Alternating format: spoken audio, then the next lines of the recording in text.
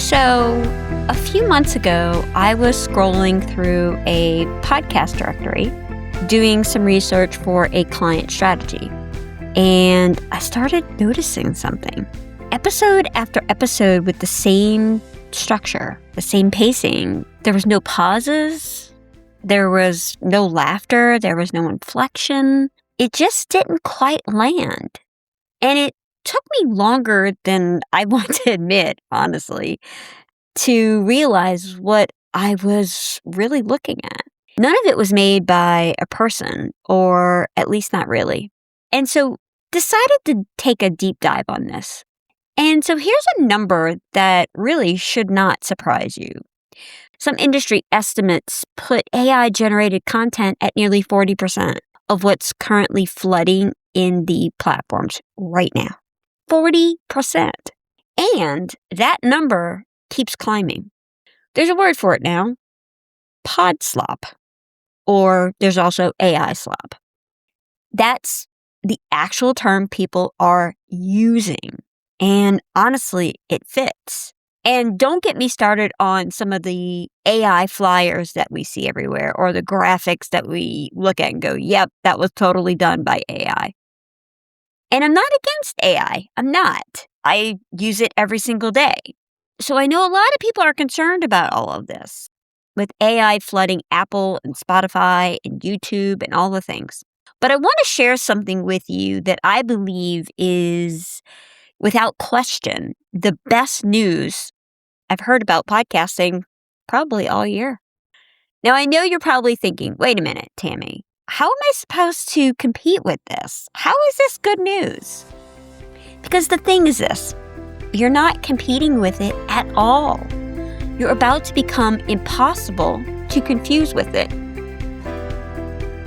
Hey friend, welcome back to Christian Podcasting Secrets. I'm your host, Tammy Munson, and today, yes, we are talking all about AI, pod slop, and how you can show up with your podcast where it was actually created by a human being. Are you ready? Okay, let's go. So let's talk about what this pod slop stuff actually is, because the volume of it is the whole story. Pod slop is what happens when AI tools make it nearly free and quick and easy to produce a podcast episode. It can generate a script, it can generate a voice, it can generate cover art, and all you got to do is publish it. There's no research that took real time. There's no story that cost the host something to tell. The story doesn't have any depth to it. There's no editing decision made because did that particular point matter and not because the algorithm may have suggested it. It's content built by a process for a process. And it's built to exist in a feed, not built to be remembered. It's not built for people to go, oh my gosh, you have to listen to this episode. It's just content. And I believe that most podcasters are reacting to this pod slop and all the AI stuff that's out there in a wrong way. I mean, that really shouldn't surprise you, right? But the instinct is to look at the wave of content and go, I can't compete with all this, and to feel smaller, like the space got more crowded and the odds got worse. But I want you to stay with me on this one because the opposite is true. Yes. So when the floor of an industry like podcasting fills up with very low effort, generic content, the bar for what counts as worth a listener's time does not drop. It rises sharply. The cream always rises to the top. Because no matter how good AI can get, and it's really good right now, there's some things it just can't do. It cannot tell a story that actually happened to it. That comes from you. It cannot pause because something true just got caught in its throat. It had a emotional reaction or a visceral reaction to a story that's being shared. It cannot know your listener's name, her specific Tuesday, her actual fear, because it's never actually sat across from her. Now, can it mimic the shape of a real episode? Absolutely. Does a great job at it, but it cannot make one.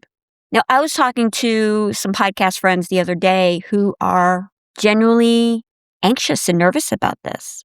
And one of them said, how am I supposed to keep up with this volume? More episodes, more clips, more content. And so I started thinking about this. And one of the things I realized was when people come to your podcast, do they immediately leave and go find more content just like it? No. If they like your podcast and they like what you have to say, and you're hitting all the pain points for them, they're going to look for more of you. Nobody builds a loyal following that's a category. They build a loyalty to a person. And volume was never the game you were actually playing anyway. It just felt that way because volume is easy to measure and the voice is not. Now, I've been talking about AI for a bit. In fact, we just did an episode on it last month. And with AI, it's something is always changing. And so the part that turned just of my opinion is now the industry is actually proving it. The platforms are actually starting to label AI content. Now, we've seen this on Instagram and a lot of other different platforms, but now we're starting to see it with podcasting platforms, podcasting directories. They're doing it on purpose and they're doing it out loud. So Apple Podcasts now requires creators to disclose when AI generates a meaningful part of an episode in the audio itself, in the metadata. YouTube, on the other hand, requires you to label synthetic content. And I love that we're even using the word synthetic content now. And if you hide it and they find it, they can pull the video and even remove you from their partner program. Now, Spotify, on the other hand, our good friends over at Spotify, they have started sorting content into 3 main buckets: human-created, AI-assisted, fully AI-generated. Now, we don't know a lot of what each of those buckets mean, like what's the actual definition, what counts for each of those things, especially the AI-assisted side of things. But I'm sure they will be putting more information out there. And the other thing I thought was really interesting, now this is not the case in the US, but over in the EU, the European Union, they recently passed a law that makes some of this disclosure legally required with fines attached. That could easily be something that Congress passes here in the United States. So let's sit with what all of this actually means for a second.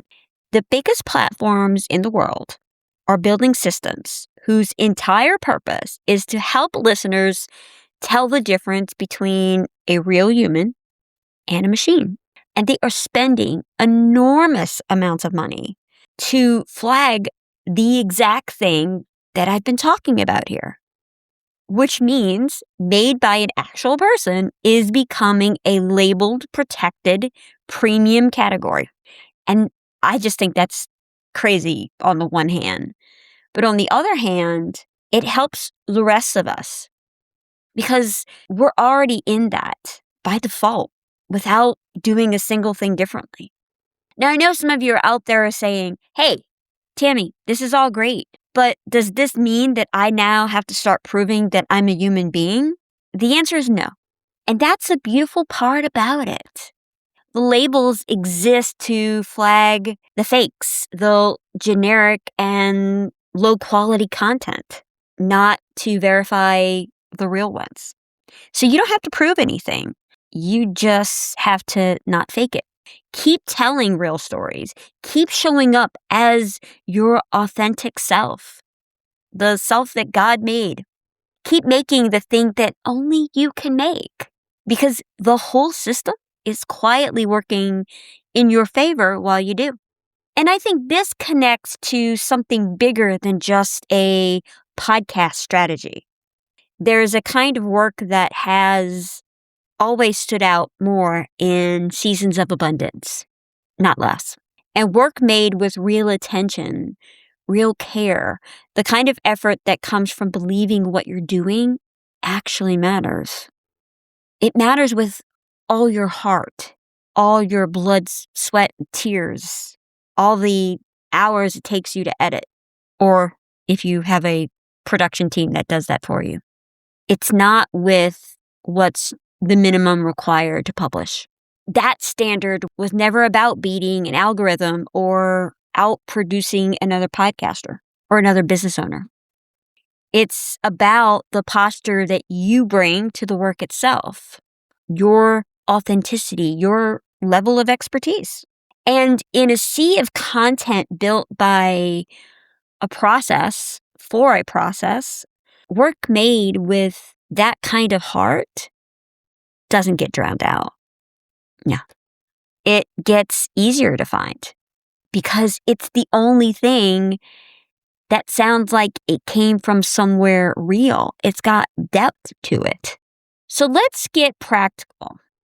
I want to give you 4 things today to kind of lean into, and every single one of them is something that AI structurally cannot do. Number 1. Now, I've talked about this ever since I started this, authenticity. But we want to look at radical authenticity because AI generates content by averaging it. It takes everything that already exists and produces the most likely middle of it, which means the only thing it can never do is be specifically, particularly, unrepeatably you. Maybe that's your accent. Maybe it's the background. Maybe it's the town that you grew up in that kind of shaped you. The thing your grandmother used to say, the way your faith actually shows up on a really difficult Tuesday, not the perfect version of that. And so lean all into it. The more specific and personal you get, the further you move from anything that a machine could average its way into. See, AI doesn't have discernment.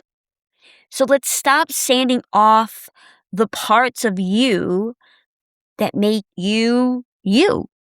Number 2, master the unpredictable. So here's something that I think most people don't realize about how these AI tools are built. They are trained to be safe. They are trained to avoid controversy. They stay inside the patterns that don't get anyone in real trouble. AI can be wrong also, which means AI is constitutionally incapable of the surprising turn, the honest take that might actually cost you something, the thing that nobody else is saying out loud. That's your lane, wide open. So say the true thing, the honest thing. So that messy, irrational, real texture of an actual human life is something that the algorithm will always flinch away from. But you don't have to flinch. I don't want you to flinch. Number 3, build something that AI can't join. Now, the truth is, a machine can generate an episode. It cannot host a community. It cannot have a following. It cannot remember the woman who emailed you last month and you check in with her on how her launch went. It cannot create a room where your listeners talk to each other and talk to you. That is where a Patreon, a Substack, a private coaching group, even just a consistent reply to every DM becomes a strategic moat. Now, I'm not talking about ManyChat. That's a whole nother entity, which we will get to on this podcast later this season. You're not just making content anymore. You're building a place where people belong. You want to turn passive listeners into a community that has a relationship with you and each other. And listen, no AI feed can replicate that belonging. And number 4, I'm pretty sure this is the one that most people won't expect me to say, so I'm going to say it. Use AI on purpose as a tool, though. Now, I'm not telling you to pretend that these tools don't exist.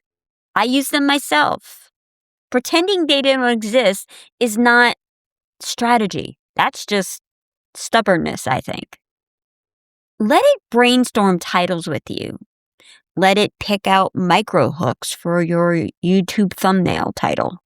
Let it draft a rough outline so you know where you're going with your episode. Let it look at the strengths and weaknesses of your outline.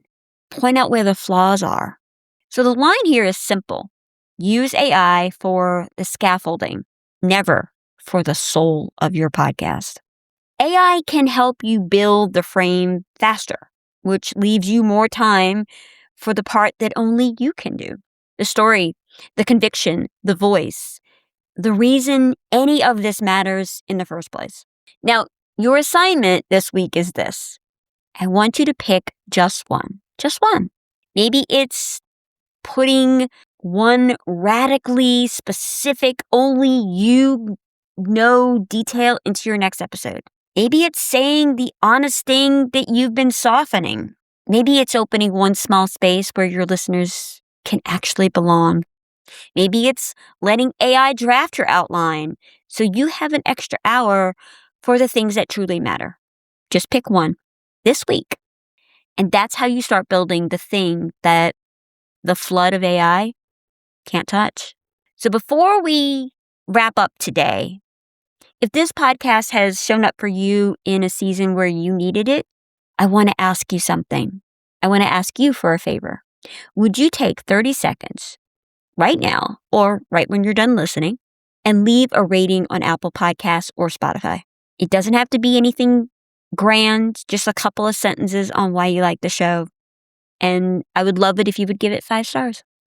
Because that simple action helps other women find their way here to this show. And that matters to me more than any outline, download analytic, or podcast consumption rate ever will. Remember, you are not competing with a machine. You are the thing that the machine is trying and failing to imitate. You have a real voice, a real story, and a real reason that matters. So don't round yourself off to keep up with the volume. Sharpen only what you can do. That's not just safe in this season. It's the whole advantage. Thank you so much for listening today. I'm so glad that you were here. This one has been on my mind for a little bit, and I'm glad I finally got to say it out loud. Remember, my friend, you can love Jesus and analytics, and life is way too short for boring podcasts, especially AI-created ones. I'll talk with you next time. Bye, y'all.